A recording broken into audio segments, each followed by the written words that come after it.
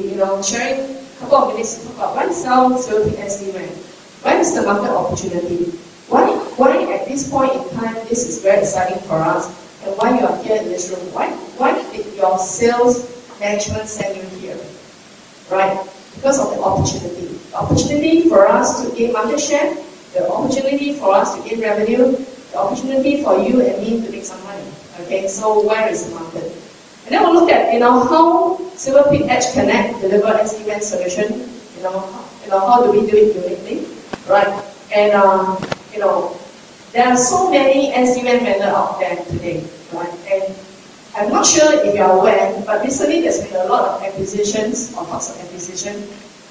As we speak, you find that SD-WAN vendor, there's a major shape-up today. There's a consolidation, right? Which is important. And then we start to, have clear leader of who is the SD-WAN vendor today. So it is very important that you understand how Silver Peak is positioned, where is our value proposition, where is our value differentiation as the SD-WAN vendor, right? So we talk about that, right? So four cornerstones when we talk about SD-WAN in Silver Peak's way. That's how we deliver performance, visibility and control, which is important, right? Security and accessibility. So throughout the whole value proposition and solution overview, even in the technical presentation, you'll see that these four areas keep surfacing, right? But this is what sets us apart from other SD-WAN vendors, right? And then lastly, I think it's important for us to know that SD-WAN benefits. How do you translate? We always talk about features and benefits. You can do this, you can do that, you can do this. But at the end of the day, when you talk to your customer, they want to know, so what? So what if you have path conditioning, right? So what if you have visibility and control? So what if you have internet breakup? So we have a couple of slides that explain, right, some of the customer use case, why customer go with SD-WAN. These are some of the reasons that they do it, right? And then also to help you kind of a summary page, how do we articulate the benefits that customer can derive using SD-WAN solutions.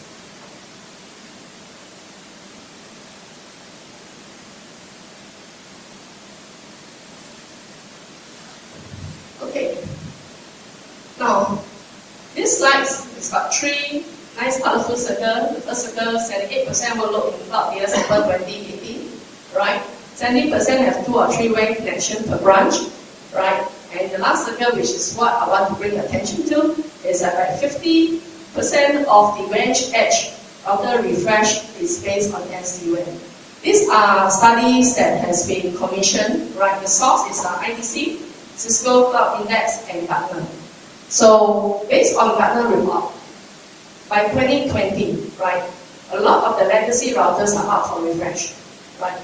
And more than 50% of the customer that's been surveyed, that they're going to look for, other than just, a legacy router replace, and they replace it with another like SD-WAN enabled CPU, right? This is a major, push for SD-WAN, if you ask me. That's the reason why there's so many SD-WAN vendors that come up. And I do believe that this is also one of the reasons why Cisco acquired the Gartner, right? They are seriously concerned that it's a risk for them. The market is changing, right? It's no longer about just basic router. We're talking about intelligence, building an application, or WAN network, right? So, and this is what that actually motivates Silver Peak. As we do all our product enhancements and this is one of the key market driver that we believe is going to help us to gain a lot more market share and incremental revenue, right?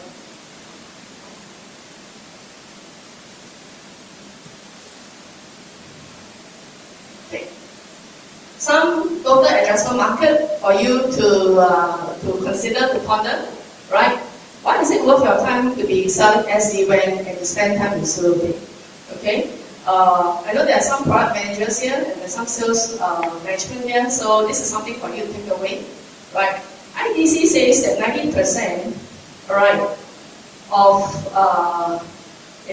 by annual compound growth, right? By 2020, it's a $6 billion market globally, right? So even for Silver Peak ourselves, we've seen that the market pick-up rate for SD-WAN has been phenomenal, right? we have a stellar performance in Q1, which ended in October. We are in our Q2 right now, which ends in February, and we expect a record-breaking quarter for ourselves as well, right? So it's really an explosive market, right? Gartner's report says 40% of enterprises were for SD-WAN by 2020. By end of 2017, right? We are 1.5 months away. Sorry, we're 1 month away from 2018. So in the next 2 years, you'll see that this is a market that's going to be very hot, right? It's going to keep you very busy, right? So more to the point, we're seeing significant interest, demand, and success, right? So I think another chart put in there, and that's the global growth projection by IDC.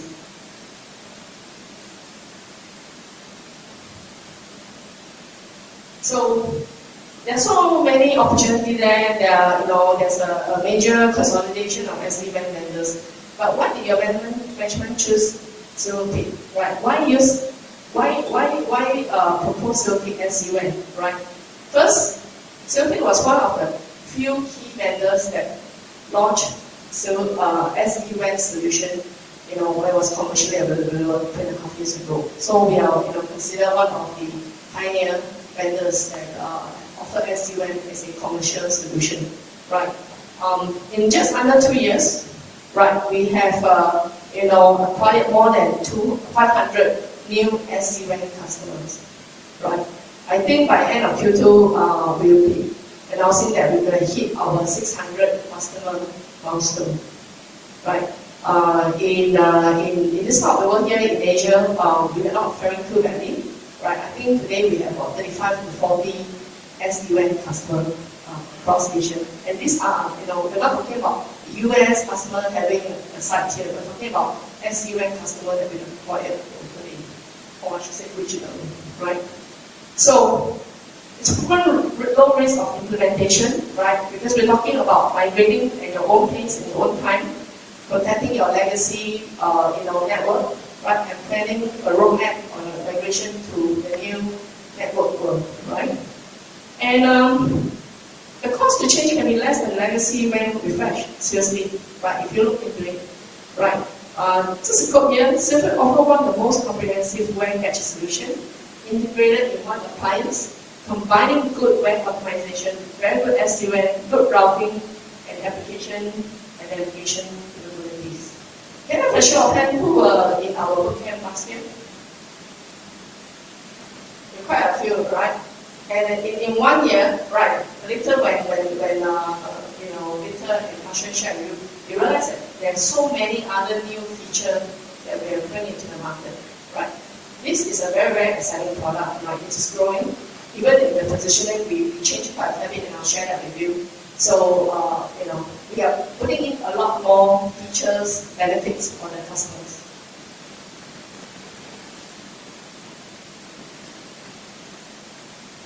Let's give that, I'm going to come straight into here, right? Now, this whole cloud initiative, moving to the cloud and stuff, right? Now, over the years, whether we've moved from centralized, decentralized, but right, some of these WAN challenges has been around for a long time and stayed, right? I mean, nothing has changed on the value challenges. At first, we're looking at application performance, right? And I think with the growth of cloud computing, SaaS, and all this, you'll see that this becomes even more important, right? Because you have traffic, changing traffic patterns with increased use of SaaS, right? So how do I fix performance issue, right? Complex WAN architecture, infrastructure sprawl across the branches, especially you have the WAN optimization, controller, you have the router, you have the firewall, and you have the SD-WAN, How do I, manage all these different devices, Lack of automation. I think one of the key challenges for most of the customers today is that when you have a lot of branches, especially the branches in like remote areas, right? There's always the challenge of supporting them, implementation supporting them. So with automation, if you can do centralized management, right, and configuration from the HQ, from the data center, that will actually provide you with branch agility, right? A faster route to deployment, right? And then of course the high cost, right? High cost not just on the devices and out in the branches, not just on broadband, versus the MPLS subscription cost, but also the high cost of sustaining an limited IT resource pool to manage the entire network, especially out there in the branch. So, if SD-WAN, one of the key advantage is the integrating all the network functions at the branch with a single device. We call that team branch. So that will basically help you to drive your cost down significantly. Not just on subscription, not just on bandwidth subscription, but on IT resources to support it, right? And also, the cost of maintenance of different types of devices out of the branches, you can consolidate them.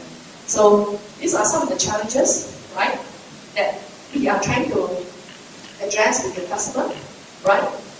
So to facilitate, in our point of view, right, we just, the customer just looking at how do I connect my users to the application. That's all. I don't really care what is between the layers, right? So when you deliver zero-click solution, right, we make sure we deliver consistent performance. Consistent performance regardless of whether the application is in a data center or in the cloud, right? So we have, marketing with path conditioning, there are a few techniques that we do to improve the performance, and we'll kind of walk you through that shortly, right? Simplified configuration, right? I can instantly add, move, or change a site, a branch, or a user, right? Secure connectivity, right? That's very important. When you talk to the customer, say, when I move to the cloud, when I use broadband, is this secure, right? How do I address security, right? And then lastly, how do I lower cost? Can I leverage on my broadband to deliver my business application in a secure manner?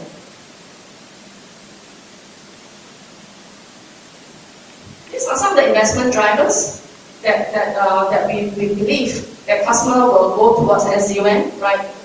Cloud adoption is one of the major key driver, right? And you can see Alibaba, Google, Amazon, Microsoft Azure, they're all setting up data centers, cloud data center in Asia, right? This is a very big market, right? So, by 2020, which is not far from today, right, we believe that more than 60% of enterprise will require a direct internet access to their branch office, right? This up from less than 30% in 2016, right? So it's really scary if you think about it, the movement of this phenomenon, right? The mergers and acquisition, right? I'd like to share with you a use case, right? A major Taiwanese manufacturing company, right? They have more than 100 subsidiaries under their belt through acquisition, right? So when you acquire a new company, what happens? You acquire them, the staff, the resources, and with their legacy network, right? So you have maybe one company using Verizon, one company using Telstra, one company using Chonghua Telecom, different infrastructure, right? And for their own reasons, they may want to keep all these entities separate. But what if they can? But they want full visibility and control. SD-WAN allows them to do that because with our overlay, you can basically segmentize all your network and share different or common infrastructure platform. So SD-WAN is a good solution for customers in this kind of environment, right? It gives them total visibility and control of their subsidiaries, regardless of different network segments, regardless of same infrastructure or different infrastructure platform that they are running the network, right? And of course, we mentioned about it, infrastructure refresh. 50% of all router refresh is up, and they will consider SD-WAN architecture adoption, right? And the rest, I think, it's quite obvious. Digitalization. We're looking at, how to digitize the network, how to make it more seamless, right? Collaborative working, cost and complexity. How can I do more with less, basically?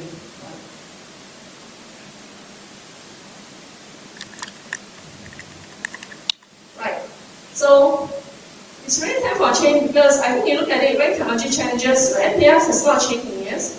It is expensive, it's rigid, right? It ties you to a specific service provider. So when you have a branch, it takes you 3 or 4 months before you can get your new branch connected to your network. SD-WAN can give you instant connectivity back to your data center to your hub, right? But when there's inherent limitation like latency, jitter, packet jitter, congestion issue, right? How do you fix that, right? So at the end of the day, what we're saying here is that cloud has completely redefined the way, right? It's actually, redefined as a game changer, right? So when customer look at SD-WAN, when customer look at who do they, why they decide to go with SD-WAN, I think these are some of the 4 pillars of value that we look at, right?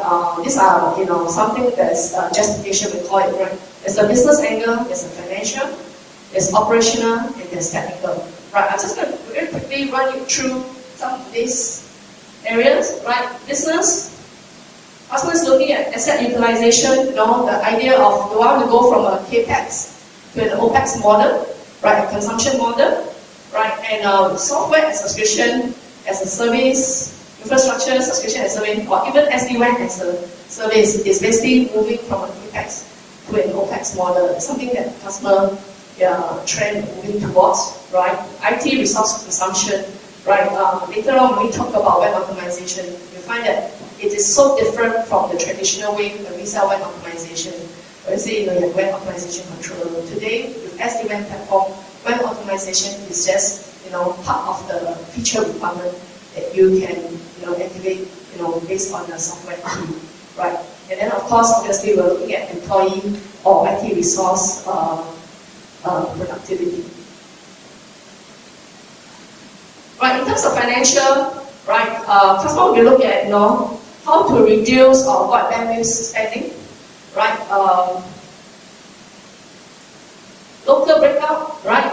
One of the key value proposition that Silver bring to the table is actually regular internet breakout, right? Which basically help you to save all your MPLS, your backhaul traffic, because you can locally break out. So this is some of the bandwidth utilization savings that you can have, which basically translate to cost. So that's financial, right? Hardware, with the consolidation of the devices at that branch, you're developing team branch, so you have fewer devices, right? And lesser cost of maintaining, multiple devices at the branch, right?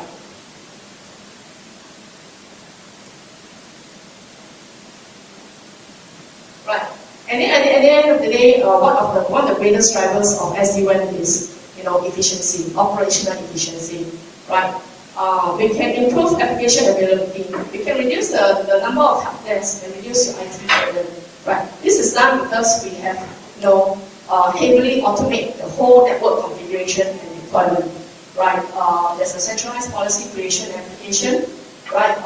We provide, a way to faster to speed up the deployment, especially at the branch, right? And with our zero-touch deployment option, right? You can basically, configure and deploy your entire network in a matter of weeks or months instead of, years. If you look at it, you have a major, network deployment rollout. Right. And lastly, on the technical side, these are some of the key, features that we have in our SD-WAN solution that differentiate us. So I'm not going to steal the thunder from the guys here, right? They'll go through, what is our, administrator that provide you with visibility and control, secure internet breakout based on first packet IQ, right? Our forward error correction and our packet reorder, technique that help to, improve performance, right? And the flexibility of deploying SD-WAN either, using hardware or virtual option, right?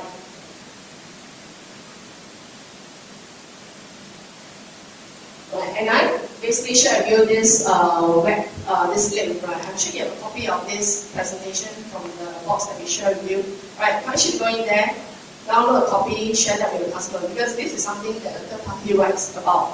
When you look at SD-WAN, why bandwidth optimization, consistent application security are some of the key important business. Okay. Yeah, I think I'm up to 11, right?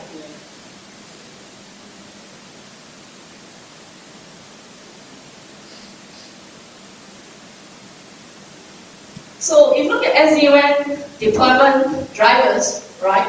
Why more than 500 customers chose ZeroPick versus other SD-WAN vendor, right? Very simply because they're looking at how can they improve their application performance and availability, right? So the end result is to deliver better productivity. We have fewer network help desks and increase the end user satisfaction.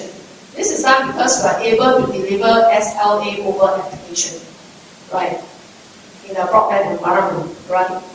Right. Secondly, we're looking at how can we simplify the WAN, right? If you guys, have been, involved in implementation of a router network, you know how complex and how tedious it is, right? So, how nice it will be if I can just create a template, all this routing template based on business intent policy, and I can just push out. I just can do a click, click, click, and then push out the policy. So I can, configure a network branch in a matter of minutes instead of weeks or months, right? And lastly, looking at how do we increase the branch agility and security.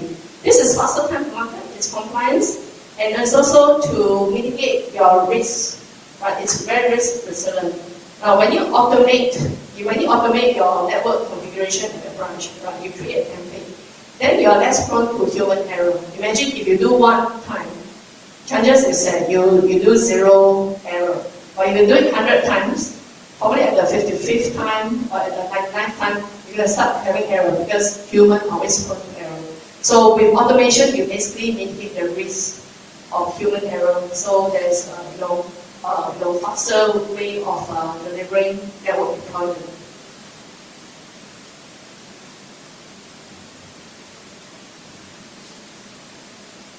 This kind of interesting, right? Technology is driving progress. In 1886, we needed specialist drivers, right? I think we're all born in this era, so we didn't realize how easy it is to drive a car. Just turn on and on. Now we have the drivers,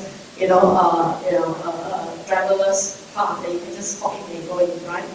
So that's one of the key motivating factors of automation, right? Our CEO and founder, Dr. David Hughes, always like to use the example of a driverless car, right? Self-driving car, we call it, right? So the whole idea about self-driving car is right there.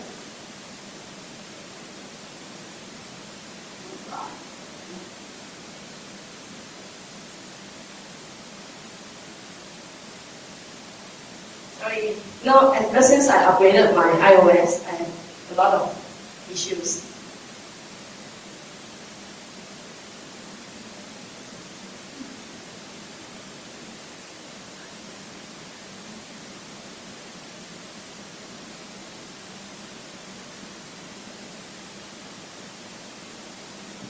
Okay, so the whole idea about self-driving WAN is, like the self-driving car, is taking me from A to B destination, right? So I don't really care what route you take, right?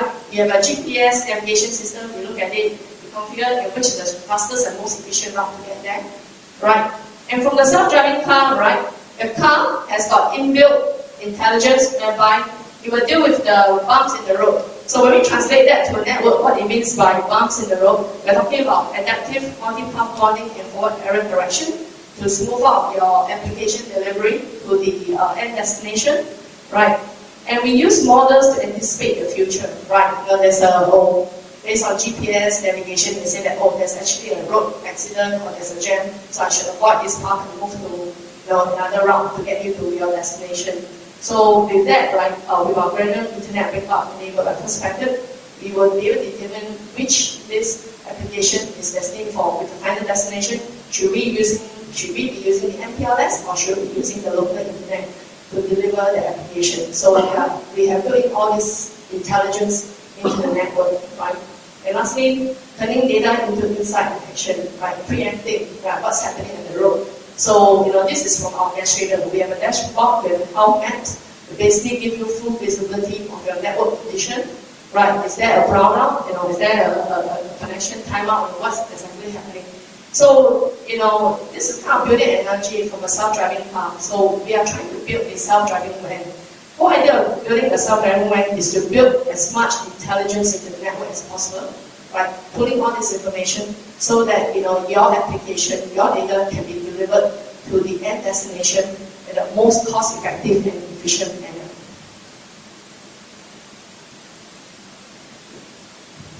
So this is the sales pitch that you'll be delivering to your customer, right? They say, why look at SD-WAN? Right. Delivering SD-WAN is delivering the next generation self-driving van, right? Let's just pause a little bit and then look at it.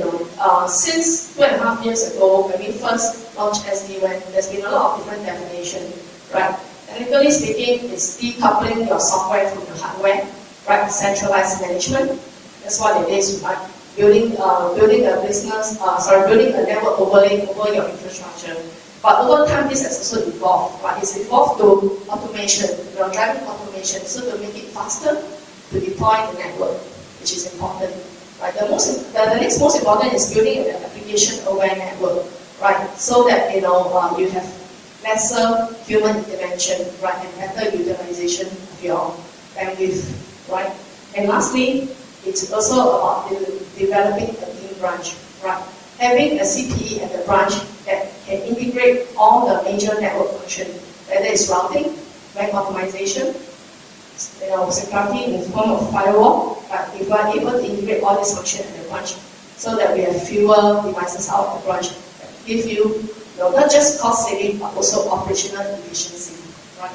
So these are some of the important factors. So when we look at delivering the next generation self-driving van, we're talking about increased automation. Right? The way SailPick deliver that is through our zero-touch provisioning, right? Auto discovery of your branch when the network is up, right? And our business intent overlay, right? We're going to spend a lot of time talking about the business intent overlay because this is one of our key features that differentiate us from the rest of our competitors, right? Machine learning and artificial intelligence, right? We basically listen, learn, and continuously adapt to changing conditions, right, through the orchestrator. So this is where the self-driving van comes into the picture. We, by merits of our first packet IQ ability, have the ability to recognize and identify more than 10,000 applications, right? Translate that to web domain, more than 300 million web domains. So first on first packet, we will know what this application is for, and we're able to intelligently steer the traffic to whichever link that's required to carry that traffic. And that really increase your operational efficiency on your network resources, as well as better or clever use of your bandwidth utilization. Right. So basic security. Security is very important. It's not about one and all. It's building layers of security. Right. If you look at it, so first and foremost, we use IPsec, which is encrypted. Right. We establish tunnels for every session we do. Anything that is not encrypted, we actually drop. Right. We also introduce stateful firewall. This is called web hardening. Right. We also introduce stateful firewall at the branch. Right. So at this point in time, we want to clarify that we are not a firewall security company. Right. We basically partner with all the key security companies like Palo Alto, Zscaler, Fortinet, Checkpoint. Right. So we want to take over the functional firewall at the branch. Right. At the branch, we want to keep it simple. So we give you some very simple stateful firewall function to deliver security. Right. Right, and then lastly, Team Branch. Right, Team Branch is the ability to consolidate all the devices, right, into a single platform. Right, so today's SailPick is able to integrate all the major network functions. So we support routing protocol. So today we support BGP. Right, I think as we speak, we will support OSPF in the very near future. Right, that's the roadmap coming up. Right. And then of course, web optimization, which is where we come from, right?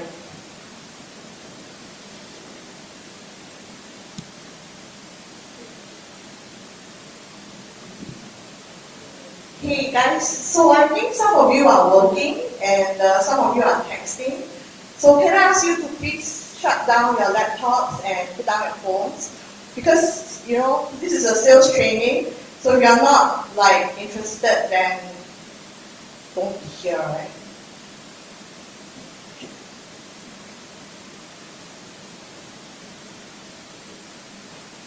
Okay, so we basically kind of consolidate and kind of like, put it into three key areas where the value of application-driven edge is, right?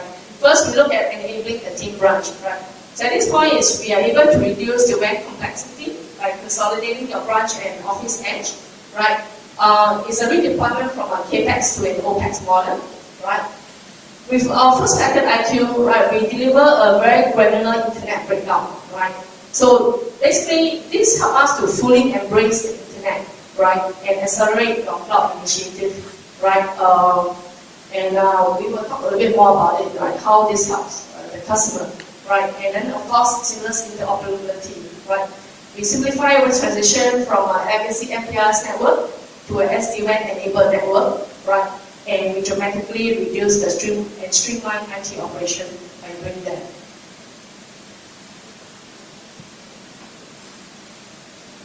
Right, so this slide basically shows you, right, the product components of Zero-Click Edge Connect, right? And the heart of it is, of course, the software, right? We call it the EC base, right? This is a site license, right? So when you subscribe to our site license, right, basically what you get is, SD-WAN connectivity, right? So that's all the path selection, the path links, right? Broadband QoS, right? Granular internet breakout by first packet IQ, security, right? And also, some of the routing, firewall, and optional web op function, right? So you can run our software, right? Either as a virtual on any VM platform, right? You can run it on our physical appliance, right? Or we are also in the marketplace of Amazon, AWS, and Microsoft Azure. So pretty much like bring your own license, right? So if you have an account, you have VM resources, you subscribe our service, we give you a software key to activate, and you can actually use SD-WAN functions in this platform, right? So of course, at the heart of all this is the orchestrator, right? In an enterprise, SKU, and the orchestrator comes as complementary, so there's no additional cost involved, right? So orchestrator is a software that basically offers you a single page of administration. So this is where you can configure and orchestrate your network, right? It automates all your business function and your application, right? And of course, the orchestrator gives you visibility and control. So you can have a tool to basically troubleshoot all your overlay and all your underlay network as well, right? And lastly, we have what we call integrated web optimization. We call it Web Boost, right? So Web Boost is the traditional web optimization. It is offered as an option, right? It's not, and it's offered as a shared resource, right? So if you go into the product skills itself, right, you will find that the web optimization, right, is basically offered as a block of 100 meg. So for example, if you have a customer that runs a total network aggregate bandwidth of 1 gig, but based on their application profile, right, they only need 50% of the application only requires web optimization. So in this case, you only need to order 5 units of web boost. So 5 units actually gives you equivalent of 100 meg of web optimization.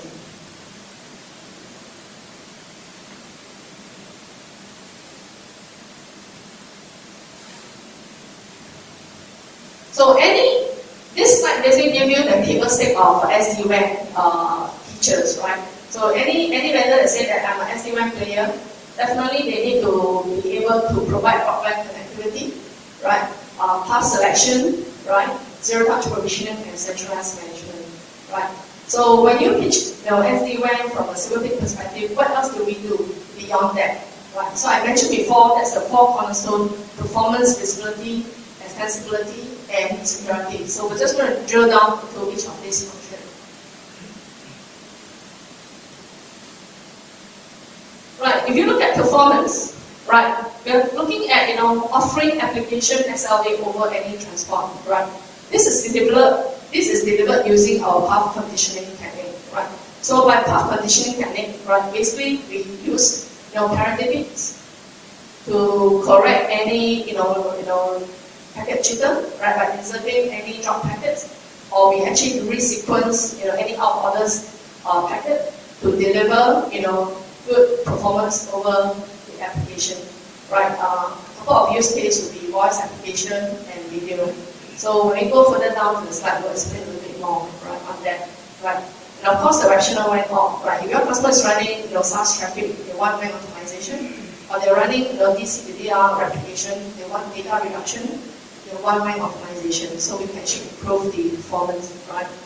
And extensibility is providing customer, safeguarding their legacy network, right? We have a, ability to service change to any other third-party devices, whether it's a router or it's a firewall or a switch, right? We have the ability to replace the router at the branch, right? So, and the branch connecting back to their own main legacy router, that's an issue, right? Visibility and control, first packet IQ, being able to recognize more than 10,000 applications, gives you granular internet breakout, right? That's important, right? That delivers intelligent application steering, right? And of course, security. The orchestrator provide, security policy. We can deliver micro segmentation, right? And also we can service chain to any other third-party firewall device. Right. So how our business intent overlay works, right? Here we have 3 application examples. We have a network, basically you see the transport, that is the internet and MPLS, or 4G LTE, right? So you have different circuits which forms your underlay or what you call your circuit running. So in this example, we have a voice over IP application. We have an enterprise application, so this could be your SAP or your in-house application, and then of course your gas Wi-Fi. So different application has got different profile, which has got different requirement, and you want to build different SLA over this application, right? So in this slide, we have an example like voice. You will want to deploy a full mesh topology on your voice application because, in the branch, you will also call your branch, so you want to have a full connectivity, right? And because voice is very delay sensitive, it's very sensitive, so therefore, in terms of the boarding policy, you want to make it as high available, right? For an enterprise application, right, typically it's a hub or dual hub and spoke, right? And because this is your business critical application, you want to, define your boarding policy as high quality. So in other words, I only want to use my, good quality circuits like my MPLS or my commercial grade internet to carry this traffic, right? And then you can see that boost, right? When boost is your web optimization. This is when if you need any latency mitigation over long distance, or you need the data reduction, you want to do pipe caching, compression. So you realize that it's just a checkbox. It's not a check. I want to run boost this, right? It's all done. And lastly, gas Wi-Fi, right? So gas Wi-Fi will be like here in the hotel. You come in, you want to, basically have an internet access to read your email, browse your web activity, different websites, right? So, this is not important. So basically, I look at it as high efficiency. I want to only provide, best effort. And I want to make sure that this application is only, using my cheapest link, which is my internet. I'm not going to use my MPLS to run a gas Wi-Fi application. So you can see that, from this slide here, with business intent overlay, you can build very specific SLA or boarding policy to very specific application, right? So, and this business intent overlay is also the ability for you to automate the whole network configuration. Right? Think about it, can the router not do this? Of course it can do that. But the whole idea is that this is done through a template. Like we create multiple templates based on application, and then you just push out the policy. Versus where you have to dispatch an engineer to every branch to do the configuration. So this will help you save time, right? And also help you to reduce the risk of any human error when you are configuring or deploying a new network or upgrade.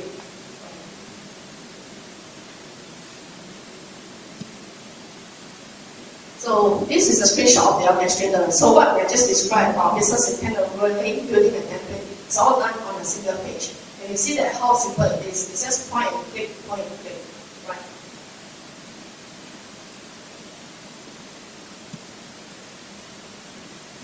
So, I talk about performance, right? Performance is we do a few things. First thing, we do path conditioning. So path conditioning, the whole idea is I want to make your broadband behave like a privatized circuit, just like MPLS.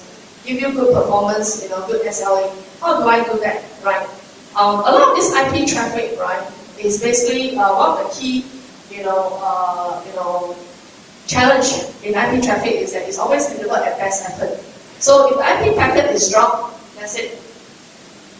Right, it just lose that packet, right? So that translates into a voice application. When you have drop packet, you have choppy voice.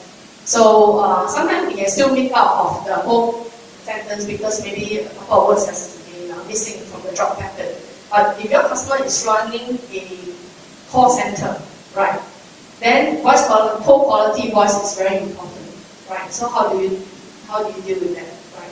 So for us, the way we do it is we use forward error correction, right? So by forward error correction, we basically use parity bits, right? And we insert into each of these packets as usual. And this is adaptive in nature. So in other words, if your network got more network jitters, we will insert more parity bits.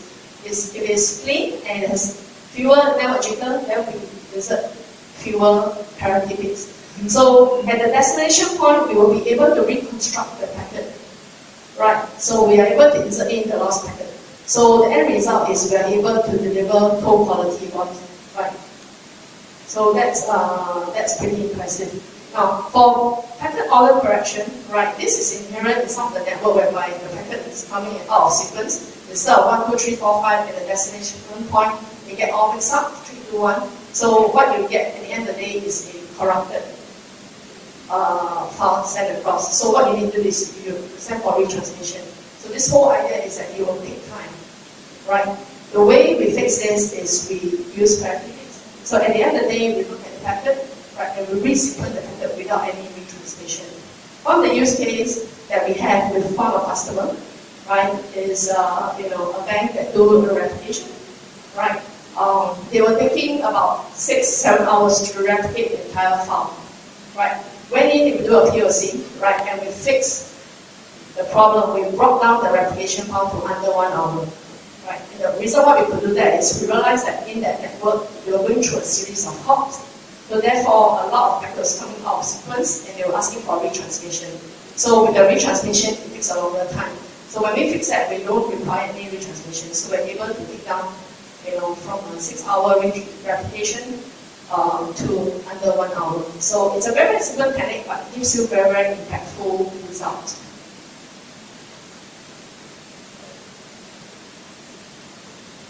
So one of the good use case of SD-WAN is that you can use multiple paths. You can use LTE, you can use broadband, you can use MPLS, and they all have different characteristics, right? So basically what we're saying here is that you can do a few things here, right? First, for example, in voice, I can do that. I can select path, say use MPLS as a primary path, broadband as a backup, right? And a high failure. If anything fails, I just swap over. So I redirect the traffic. So I have link continuity. In some application, right, in some environment, for example, we could have some very, very, less than desired circuits quality, right? So what I want to do is, can I basically virtually bond all my links to deliver the application traffic across, right? So I give it better performance. You have the ability to do that, right? So remember I talked about our forward error correction. You can also for some application and some scenarios where for some reason even those circuits are of poor quality, so they can't flappy. So you can actually what we call ultra resilient packet loading. We can actually inject parity bits on both links so that we reconstruct the packet at the destination point. So there are a few methods that we can do to deliver performance. Whether we do logical bonding for all the paths together, we do path selection with backup with high availability, or we can basically introduce parity bits on 2 links so that we can reconstruct the packet at the destination point.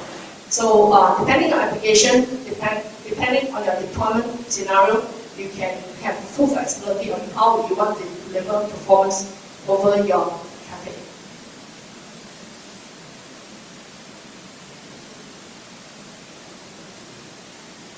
Right. So this is a slide that talks about packet load sharing. Right. I think Victor will have a slide that actually dive deeper into how this is being done.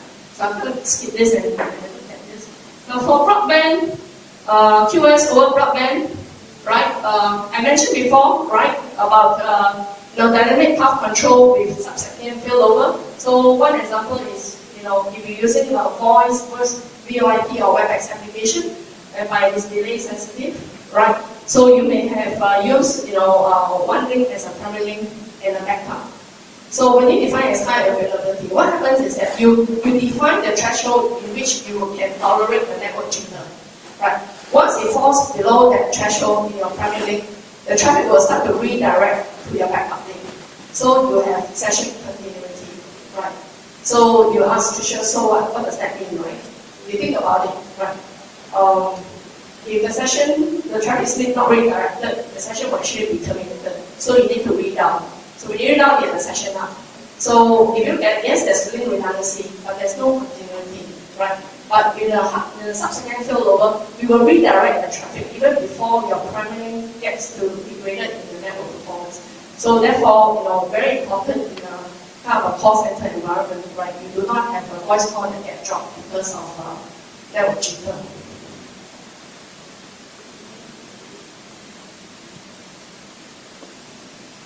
Right. So we talk about tunnel bonding, path conditioning, and packet-based loading, right? And the good thing about this is that from the orchestrator, you are able to see, right, give you full visibility. So this slide here on my left-hand side, you can see that from the underlay, right, the first two, the layer is the underlay, and then the top layer is your overlay.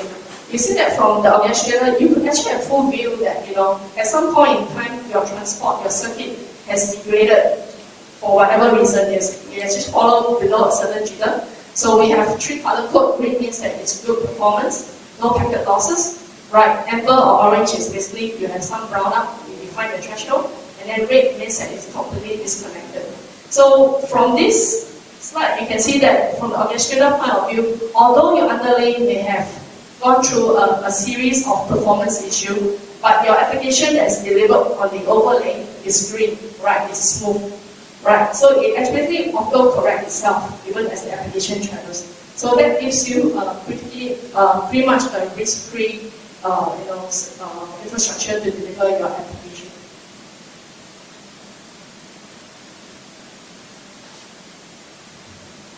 Right, so how ultra resilient packet delivery, basically, you have dual or multiple links, right? And this is a very important application. So you want to define that this is, I want to give high availability. So in this case, we will basically, inject the priority packets to all of these things, right? So that at any one point in time, with any packet loss, we will reconstruct the destination point. Now, one of the downside you will think is that if I do this, you will have a high overheads. You will have to introduce priority packets at all the links, right? Well, it is true, right? But if you think about it, this gives you full flexibility. Because you can opt for this feature only for specific application. You don't need it for all applications, right? So it's kind of a bit of a trade-off, but so basically, it gives you an option and gives you a flexibility on how you want to treat the application based on the criticality of the application.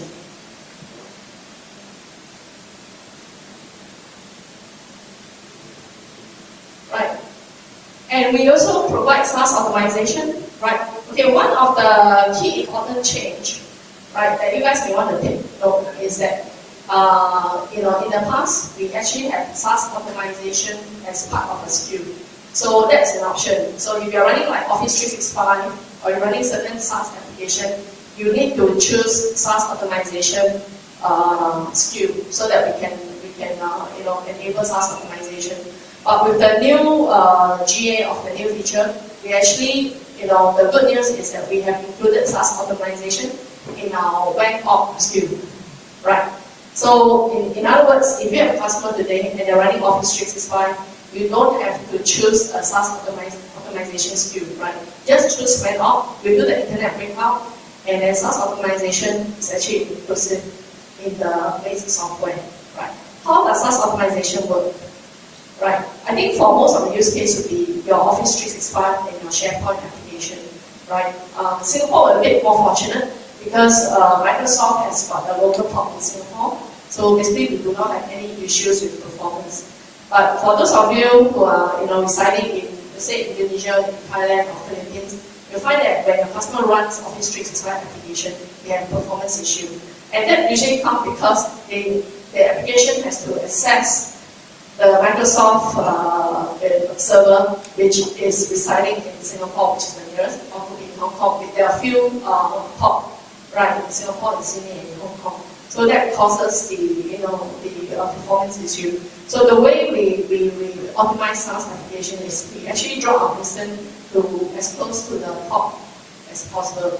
So that could be, there are a few methods of doing it. I'll leave it to later to talk about how we deploy SaaS optimization. But the whole idea is that we deploy an instance near at the top site or near to the top site, so that the latency and the performance decision is done because of the overseas the overhaul. So that is optimized. So between the local instance to the Microsoft hosted software, basically you don't have issue. So this is how we deal with the SaaS optimization.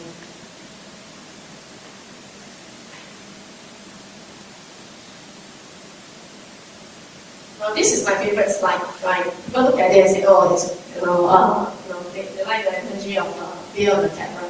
So, and this is something that's really exciting, Remember about even like 3 years ago, we talked about web optimization. It is a platform by itself. You need web optimization controller. You need to do all the optimization. Now with SD-WAN, what we're saying here is that deliver SD-WAN as a platform to deliver all your traffic. But in some of the applications where we require web optimization, right, then just activate WAN boost. So the administrator, the WAN boost, just do a chatbot. The whole idea is that we have changed the whole concept about consuming web optimization. Right? It becomes an additional feature that you basically activate if you require it. Right? And if you look at it, a lot of this traffic performance issue, we already fix it with our standard base license, right? Our fault error correction, right? Our policy bonding, our QoS, we basically fix a lot of this fundamental performance issue. But if you need latency mitigation, if you need data reduction, you need caching, then you will need additional WAN boost. Otherwise, SD-WAN function basically fix a lot of these anti-packet issues, even with the base license, right?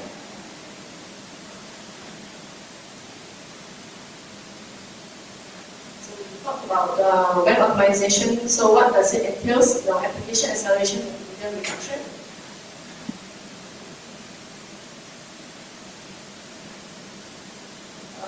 Let's skip this slide because I'm running a bit short of time. But basically, let's talk about how we do data reduction and mitigate latency. Right. The next thing we look at is the visibility and control. Right. So of course, at the heart of the whole application is the orchestrator.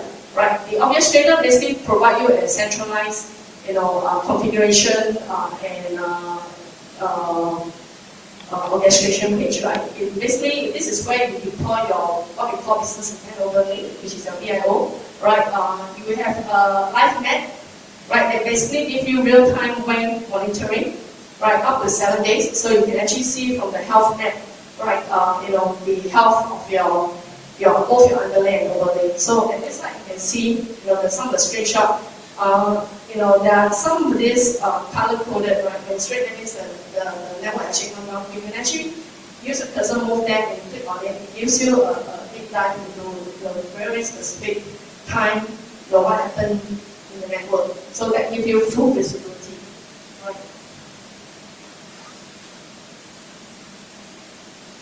So from Orchestrator, you can see that it gives you a view of your network, right? It also gives you, a view of your top buckets, your bank utilization, right? And this is the one that I mentioned, right? Screenshot of this, right? The live map, right? So basically, give you a health check on your entire network. So you can just, go to the cursor, click on it, and then you can actually drill down and see specifically what happened to it, right? Now I talk a lot about granular.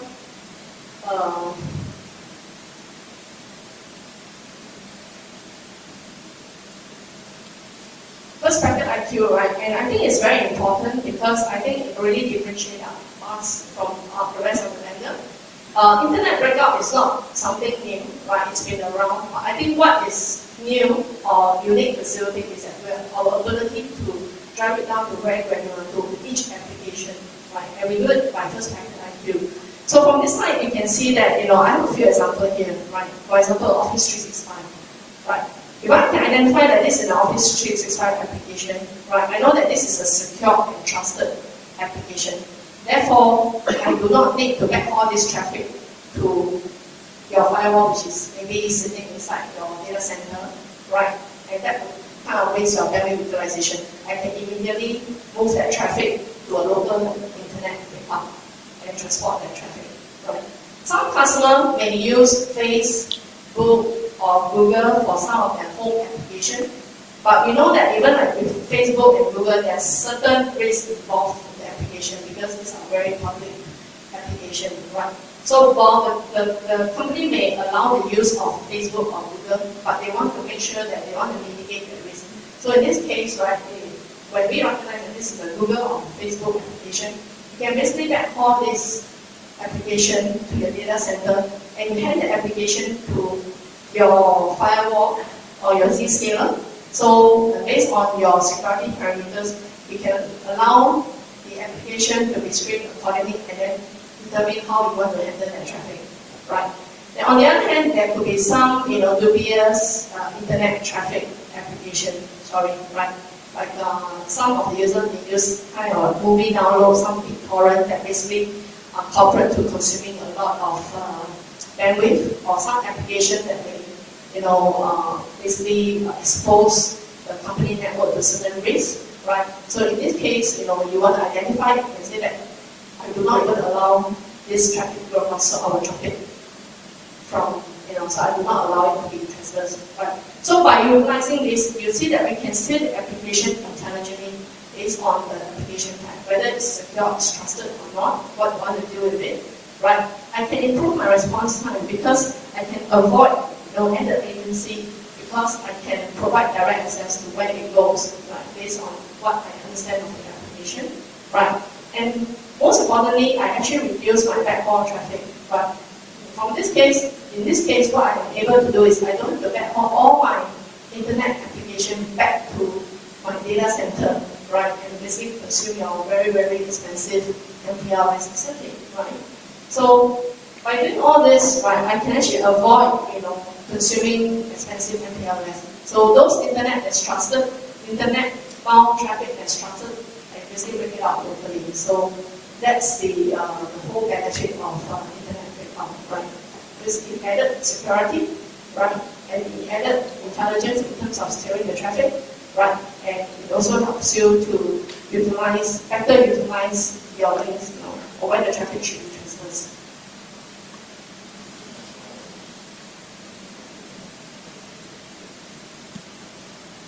There are a few layers of security to it, right? So first thing is, when we talk about zero-touch provisioning, right, we also built certain, security feature in that. You realize for some of you who have actually deployed our Zero-Tick device before, you realize that, you need, when there's an auto discovery and authentication, you find that there's actually an option to say, do you allow or deny that branch be connected to the HQ? So this is a step that's taken deliberately, right? So as to ensure that there's no root device that's going to be connected to your main network, right? So although there's a zero-touch provisioning, but there is also an added layer of security involved.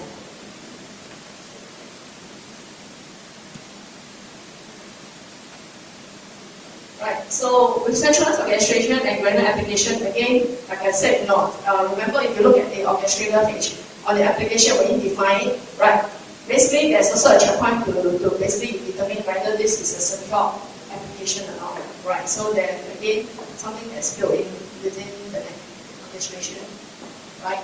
So here gives you like the micro-segmentation for compliance. You see that here I have different application, right? And I have one application that deals with credit card processing, right?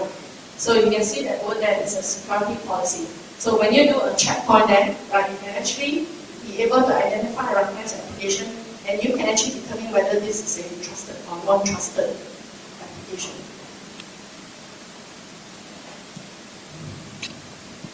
And of course, we deliver stateful firewall. So the whole idea is we want to keep it very simple. We want to keep it very simple at the branch side, right? What you want to do is to make sure that you can allow traffic up to the branch. Any returning traffic, you will allow it, but any internet-initiated traffic, you will drop it. So that's the whole idea of so anything that you can't organize it, you basically deploy to your data center and hand over to the firewall to do this grading, right? So these are some of the layers of security that's been built into our solution.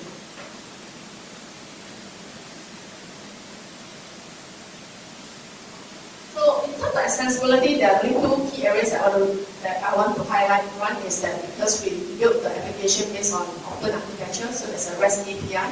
So for some of you that deal with multiple application or systems, right, you have the ability to integrate, the application, to any third-party network or network devices, right, and that's seamless, right. And also, again, this is, I keep repeating myself, but this is very important, right? One of the key advantages, being able to replace the router at the branch. So we call that the team branch because we integrate all the file function, right? But we give customer a choice. So if you look at, deploying an SD-WAN, there are a few ways you can do it. You can actually adopt a hybrid approach. A hybrid approach would be, I have my existing MPLS, and there's an existing contract involved, so I don't really want to touch it. But what is interesting to me in SD-WAN is that I have new branches that come up. But if I want my new branches to be connected to my MPLS network and I depend on my service provider to provide the MPLS link, it's going to take me 2 or 3 months before the circuit is available. Right? Versus a broadband. If I subscribe broadband, I'll probably get it in a matter of weeks. Right? So in this case, can I drop an SD-WAN enabled CP device and connect to my MPLS network? So the answer is yes. So this is giving you a very, very fast way of connecting your branch to your main network. Right? So we call it hybrid. Or you could have an SD-WAN branch. So in other words, if you've seen the video that Ralph talked about it, various deployment, this is also one deployment. So in this case, in your core network, you're running MPLS circuit. But in your branches, you want to keep it simple, right? You want to consolidate. So every branches, right, I use a SD-WAN enabled CPE, like a silver pit, right, to do all my routing. So all my branches, I have my router replaced and connect back to my main network. So yeah, we have the ability to do that. So that's what we call SD-WAN branch, right? So you're using. On the other hand, right, for some customers, they are quite, they just want to default. So basically, they want to do a complete SD-WAN. So all computer routing. So this is a little bit, I'll share. This is a new development, if you ask me, right? Something that customers start to look at, right? So again, the different choices, right, of doing my hybrid system or fully SD-WAN solution, right? The value here that Sylvia brings to the table is that the customer is able to migrate to the next generation network at their own pace, at their own time, and we give them the option of safeguarding their investment, their current investment. Many times when you talk to customers, we realize a couple of things. One is that they've spent many years and money building an MPLS network. So their wish is really not to really, sometimes it's a very, very expensive affair for them to change out the entire network. For them to change a service provider, it's a very, very expensive, it's a very expensive move. So that's not what we do. So when you look at SD-WAN, they want to look at some other benefits that we get out of it. Branch agility, right? So my new branches can carry on, right? Then as my MPLS, all the service contract can I gradually get on? So the answer is yes. So that gives customer, some good faith, right, and confidence to move to an SD-WAN project.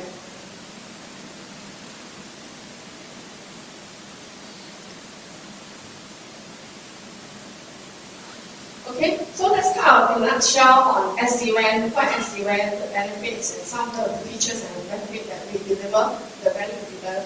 You see, we look at it, so what is the SD-WAN benefit, right? We have more than 500 customers who have deployed COP SD-WAN, and like I said, different customer has got different reasons why they move to SD-WAN, right? So these are some of the different use cases. We have customers that, wants a hybrid WAN, right? The idea is that they want to improve the application and availability, right? And, if they have a broadband as a backup, why don't you leverage on the broadband? So that's a hybrid mix, right? So some customers go for that. Some customers go to SD-WAN because they want to simplify the WAN management, right? The whole idea of the branch maturity, right? Integrated level solution. So I have fewer devices on the branch. So that's what they want to do. Or the orchestrator, I can build, a routing template using our business intent overlay function, right? And I can deploy. Some customers want to increase the application availability, obviously looking at control. So, I've shown you some of the screenshots from the orchestrator, right? Give you a live map on your underlay and your overlay. So that gives you an idea of what's going on. So that gives you, get them, good control and management on it. Or some customers just want to do simple WAN deployment, right? We don't do optimize some of this application. So using our EC-based with WAN op, you can do just the very traditional WAN optimization, right? And of course, some customers have SaaS traffic. They want to look where how they want to optimize the SaaS traffic. They want local internet backup. They want to have better utilization of the WAN. So there are many reasons, right? I think when you talk to your customer, it's very important to have that conversation. What is the current challenges that they face in the network and what they want to achieve? So when you go into a POC, into a checklist, this checklist becomes very important, right? Very often customers say, okay, I want to do a proof of concept. Okay, let's do it, right? Then at the end of the day, what happens? Okay, it works, so what? Right? So I think we need to be more smart, we be smarter about how we develop our sales account and stuff like that. So that's why when you go to Twitter and ask for a trial license, we will ask you to fill in the POC template, right? The checklist. Now it's not because we want to load you with additional workload. Okay, the whole idea is to make it simpler. Because I think when the customer come in and say that I want to do a proof of concept. So proof of concept means what? It means that they have evaluated the SD-WAN, they evaluated what they want to do. Then let's pen it down. When we do proof of concept, what are you trying to prove? Right? What functionality you want to see? Check out. So that is important because first it will help you build your focus. Right? When you do right, and then we will help you build a report, a post POC report. So when you go to the customer, that will help you to close the deal as well. As a customer, we're looking at performance, looking at this. So in our POC, we actually show you that we can do this and do this and this. So does it meet what you're looking for? Yes. So you can have the order. So I think it's very important to be able to understand what the customer's pain point is and deliver that. So this slide basically will give you a summary of some of the pain points that customers face and what they want to achieve out of SD-WAN solution. Right. And lastly, this slide is basically we talk to customer, why do you buy, what improvement you see, and we kind of summarize it into a list of benefits so that you can articulate this to your customer, right? We have a copy of this slide that can be downloaded from the box, right? So I'm going to do a quick and walk you down because these are pretty straightforward. But at the end of the day, you'll find that most of the customers, when they convert from a legacy MPLS to a SD-WAN, right, you'll find that it's because one or a few of these reasons that they embark on the SD-WAN journey.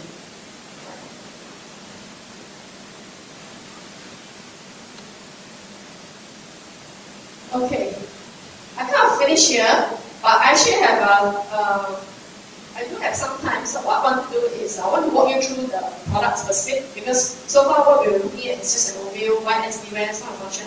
So what does that translate into product components? Right?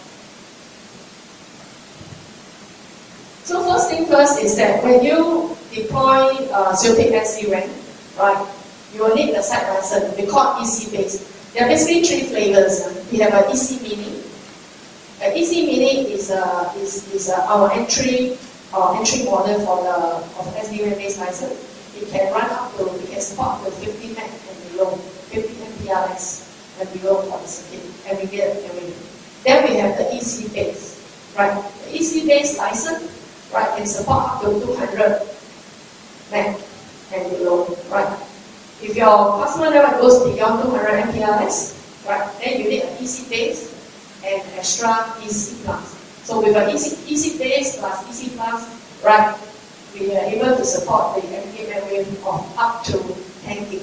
So it's very scalable if you look at it, right? What's the difference between EC mini and EC base? No difference. We're just doing a pricing discrimination because we find that one of the SD-WAN benefit is also a double-edged sword. We find that because it's very flat, it's a flat fee, right? So when it's a flat fee, you have to find a point, a financial threshold where it becomes very economical, right? So you find that last time before we had EC mini, when we use EC mini, if your customer had a lot of branches and they're all below 10 meg, it becomes very expensive, right? But if your customer has got bandwidth above 100 meg, 1 gig, the EC base suddenly become very cheap. You'll notice that, right? So the EC mini is basically to address the entry market. We find that it's very relevant for us here. So very often you'll find that you may deploy EC base or EC base plus, and then at the branch side you can deploy all the EC minis, right? All the licenses, right, will be able to work with each other. So there's no problem. But you cannot upgrade the EC mini to an EC base. Okay, if you subscribe EC mini, you run EC mini, you end the subscription, you support the 50 meg. That's how it works. The base license basically, you can run it on our physical appliance, right, which is an OEM box. Right? We use church sizes. So we started with XS to XL, but recently we've introduced US Ultra Small. So Ultra Small is really, really tiny. I have a slide that I will share that with you, right? So on the hardware side, basically we offer it based on extended warranty. So there's no maintenance of the hardware, right? Service provider is a different. We have yearly maintenance, but that's a separate discussion. So for the enterprise, we basically use license based on extended warranty. 1 year, 3 year, or 5 years. This question always comes up. Can I buy a 3-year and upgrade to a 5-year? No. It's just like when you buy your TV, right? You choose your extended warranty upfront, so you cannot do it upgrade. So you decide. So how do you decide? We always use 3 years. 3 years is always a good. I think the best way to decide for your customer is you ask the customer, what is your depreciation period? Now, how long do you take to amortize your depreciate your asset? Is it a 3-year or a 5-year accounting period? Right? If it's a 5 year, just provide the 5-year extended warranty hardware. Now between 1 year to 3 years, 3 years to 5 years, the price difference is very marginal. Right? So that's what I share with you. Right? On the software, we offer it as a single year or a multi-year subscription that you can pay upfront. Right? Obviously, if you go on a 3-year or 5-year, you spread it over the number of months. Right? It's actually cheaper to go on a multi-year subscription because the 1 year you pay upfront. So the software subscription, you can choose to subscribe 1 year or up to 7 years. So the maximum that you can choose is 7 years. Right? The base license can run obviously on our hardware. It can also run as a virtual. So when you run in the virtual, you either have a VM, right, or you run it on your AWS cloud and all this, so you have VM resource for that. For some reason, if you want to use your own PC hardware, you can run. So in that case, go to the website, we actually have all the server specification requirement in our data sheet that you can choose. Right? If you want to do zero-touch provisioning at the branch, right, strongly recommend you use our hardware box because you just have to configure the IP address, drop it over discovery. Right? You do virtual, there's a lot more code that's required to be done. Right? From our experience, right, unless your customer or yourself is very skillful in the network skill set, right? Running virtual requires a little bit more skill set to run because you will run into certain issue. Run a hardware box is very simple, easy, and more straightforward. Right? And to be honest, right, we're not in the business of making money from hardware. We basically pass the cost saving to our customers and to our partners. Right? So you realize that if you look at the pricing of our hardware, you're better off just proposing our hardware rather than trying to put soft, third-party hardware. It's really cheaper for you, right? On the extended warranty, basically anything that happens to the hardware box, within the extended warranty, we just do an advanced replacement, no question asked. Yeah.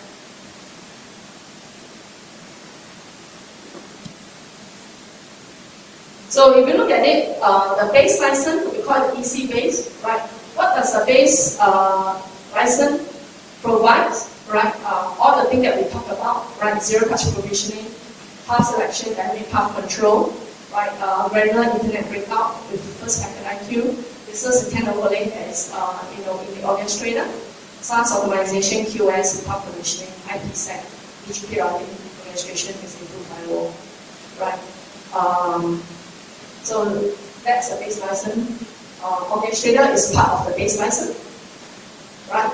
So unless you want multi-tenancy, single tenant orchestrator comes with the base license, right?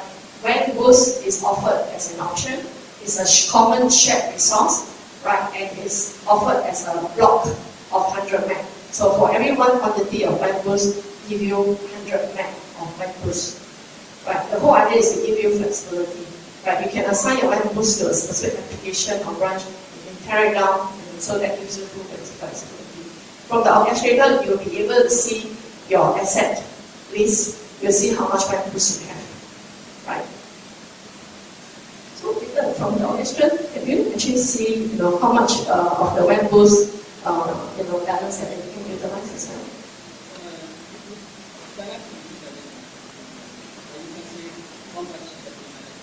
Okay, so from orchestrator, you can see how much WAN Boost you have allocated. So how much balance you can use. So that's it there. Right? So that's WAN Boost, right?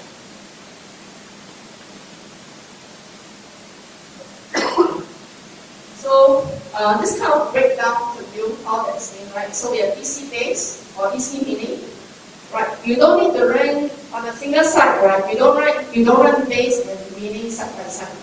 You choose either one of them, right? So the threshold point is 50 meg. Right? Anything that's 50 meg and below, you use EC mini. Anything above 50 meg up to 200 meg, you use EC base, right? Any side that's above 200 meg, you put in the base plus a plus license. There's no plus license. Okay, we only have 2 tiers, right? So with the plus license, we bring it up to the 10 gig, right? And then of course we have the WAN Boost, right?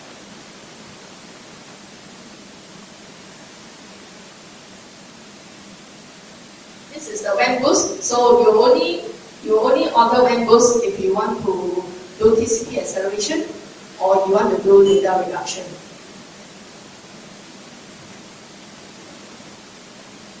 Now this is the hardware, right?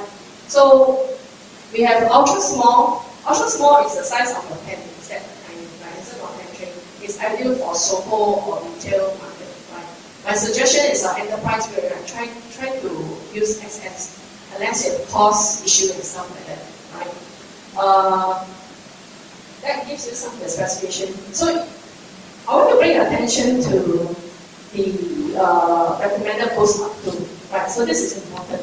If your customer is running WAN Boost, full WAN Boost, right, you will require more CPU processing, right? So that's why it's greatly reduced. So if your customer is running just SD-WAN, right, and they have 100 meg, you can use an ultra small. But you know that the customer is going to run Boost, right? So you want to run WAN Boost on my ultra small, then the cap is 25 meg. Right, on the XS is 50 meg, although the XS can run up to 200 meg. So that's a key difference, right? Another point that I want to raise to your attention is between the M and S and below, right? It's the hardware from M onwards comes with lower power supplies. That's why your customer network, right, we always recommend if cost is not a concern, propose a minimum ECM box at the data center because that will give you lower power supply. Right. Another thing that I want to raise to your attention is that because now we also offer HA license, right? So when you run HA, right, you will need 2 licenses at the site that you want to run HA. Okay, so for example, if your data center you want to run HA, so you need to order 2 units of EC base and EC hardware. Okay. Sorry, I should not. Oh. Okay, that's the ultra small. You take a look. Right. So it's like your portable hard disk.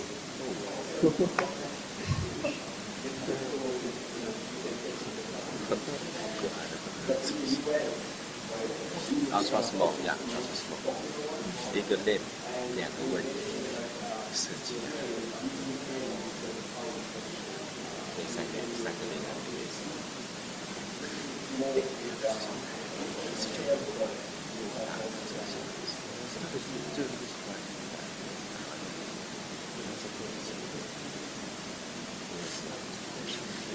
So you can see the ultra small like box, right? It's really, really small. Right, but if you're running just SD-WAN, that little small box can run to 100 meg on SD-WAN. If you are running a WAN boost, right, you can support the 25 meg with full boost. Okay, no factoring, nothing inside of it.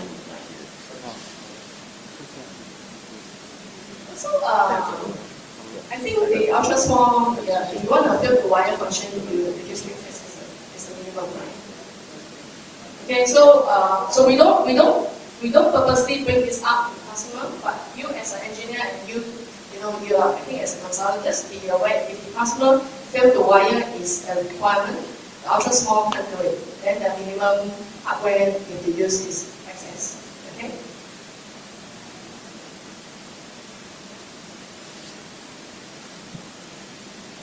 Okay, so if you do a virtual deployment, you just need to order EC base, right? So when you order the EC base, right, you will get an email notification with the software key.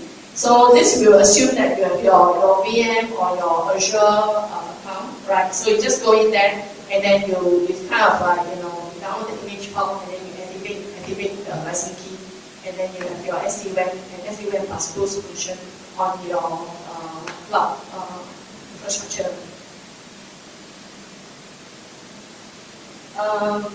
If you're running virtual, right, you need to know the server specification. So this is a screenshot. You go to our website, you can actually, I suggest you go to the website and download, a fresh copy because we will update that most of the time, right?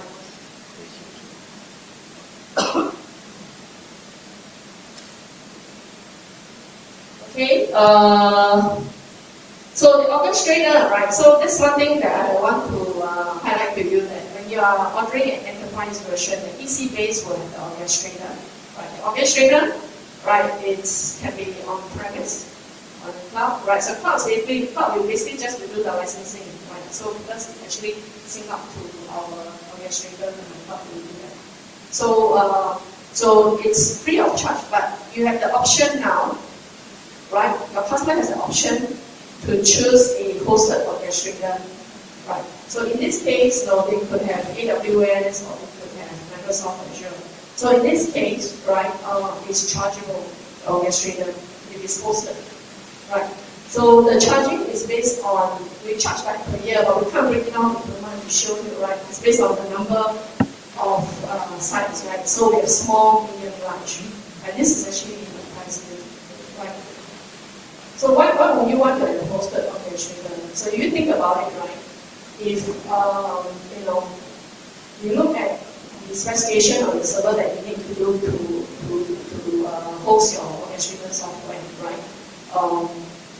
There is also some cost involved in investing in the server, right? So do you want to buy a physical server to run the orchestrator, or do you want to run it on the cloud? So I think it's a personal choice.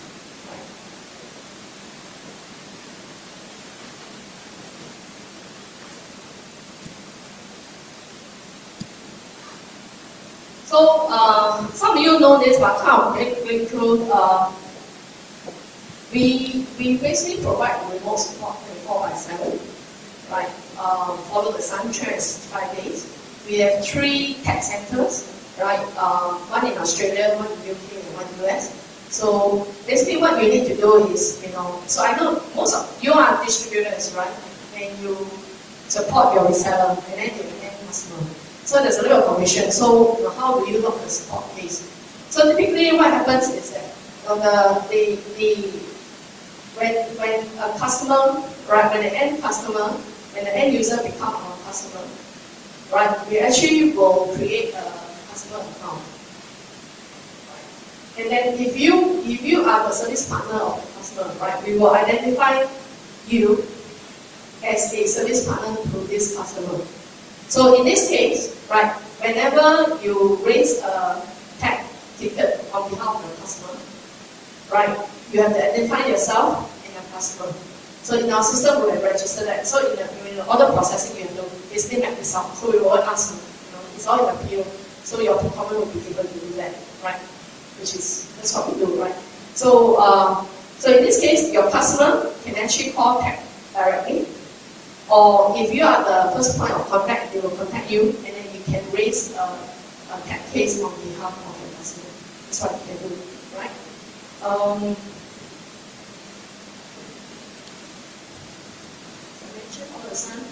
Right. There are a few ways you can raise a tag case, right?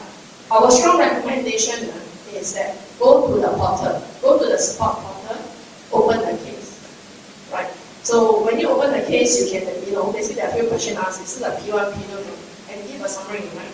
Most important thing is that in most cases, you can actually, for example, when will you open the case, right?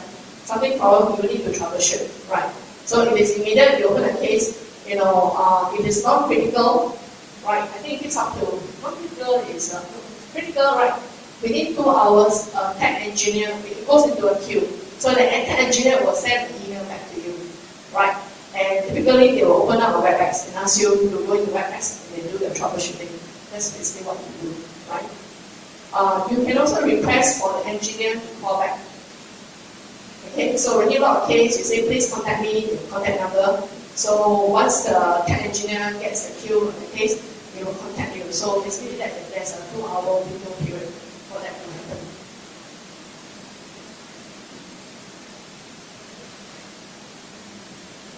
There's also an escalation, right? So if there's some any issue, right, you can actually send an escalation at silverpeak.com, right? Or you can actually contact, some of these toll-free number across different region. So this is the support portal. Right. Now RMA, how do we deal with RMA? Right. So I think Peter has got a session to talk about RMA. That's more on the technical side, how to do the support. But this is more commercial. So for example, right, you as a distributor, when you sell to your customer, right, you may, so there are 2 things. Customer may not want to do post-pairing, which means that if this is habit, right? So if the hardware fails, right, depending on where is the location, right, we have a few depots, right? So you go to our website, we'll give you a list of depot, but in Asia, I can tell you that we have one in Singapore, one in Shanghai, one in New Delhi, I think, and in Australia, right? If your customer hardware failure occurs in these countries, right, we will dispatch our depot within the same business day. There's a cut-off time, I think it's 12 p.m. and then the next business day. If your customer is in Thailand, Philippines, right, then when we activate the RMA, right, the lead time is 3 business time, right, to dispatch from depot and subject to custom clearance. Right. So you say, oh, I got a problem here, right? So what do I do? So there are 2 options for you. One is the customer can buy post-pack, right? So post-pack money, so extra box, but they don't have to buy the base license. So that can happen, they just swap over and do an RMA. So when that happens, right, we will send the replacement, right? The post-pack can become a production unit, right?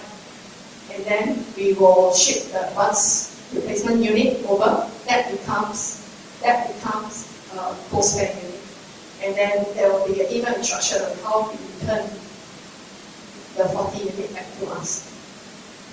Right, so this is self-help, right? And I think this is well from the distributor point of view. Right? This is something that you can offer as a value to your customer.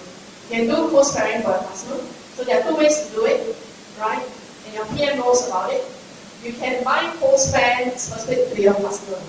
So for example, ABC company, right? And they have, let's say, they have 5 locations. They buy 5 hardware and in a post-pair for each location. Right. So in this case, the post-pack is already been, the access has been tied to the customer. So no issue. Right? The other option, right, as a distributor, you can do some common sparing. So when you do common sparing list, you buy the hardware box and you store it at your premise, right? So when you do that, and then when your customer's box gets an RMA, right? What happens is that you can actually dispatch your postpaid as a loaner unit. So you dispatch as a loaner unit, right? You have to inform us because we need to make sure that our machinery recognizes by serial box, right? So when the RMA comes in, right, then you can, that's a loaner unit. Or you can do a co-spare replacement. When you do a co-spare replacement, there's a paperwork that you need to do, right? And your PM has what we call an asset transfer form. So the asset transfer form basically we identify your postpaid unit by serial number and when this is going to which end user account. So that postpaid unit becomes a production unit at your customer side, right? And then whatever we RMA will RMA back to your premise and that becomes your postpaid unit. So we do a swap.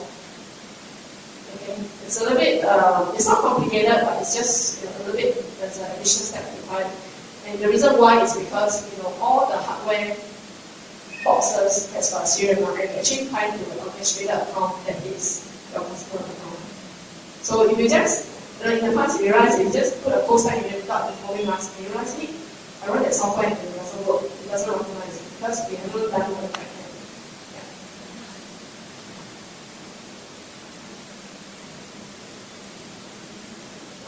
Okay, I have the depot here.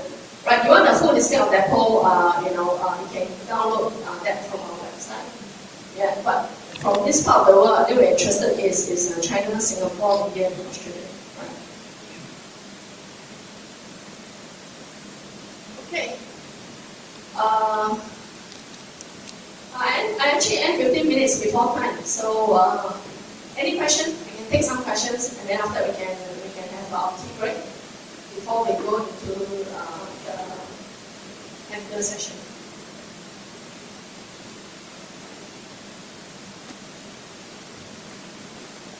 No question? No question. I guess the tea break is ready, right? Okay, it sits behind. Okay, you do your toilet break, stretch a bit, and then we'll start.